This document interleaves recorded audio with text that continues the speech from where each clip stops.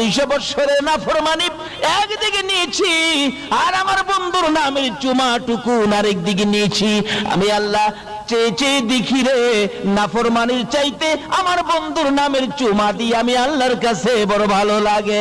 রে মুসা, আমার বন্ধুর নামের চুমার খাতিরে আমি তার 200 বছরের নাফরমানি ক্ষমা করে দিয়েছি।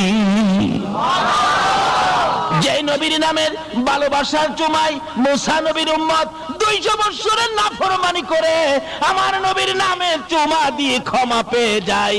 এই নবীর ভালোবাসায় কিছু করলে বলুন আমরা ক্ষমা পাইব কিনা?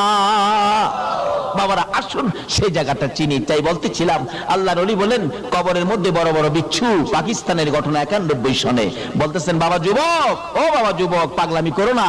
এই যে দেখো কবরের অবস্থা, এই কবরেই তাকে দিতে হবে। লাশটা কবরে নামায়া দিলে বিচ্ছুগুলো কাফনের কাপড়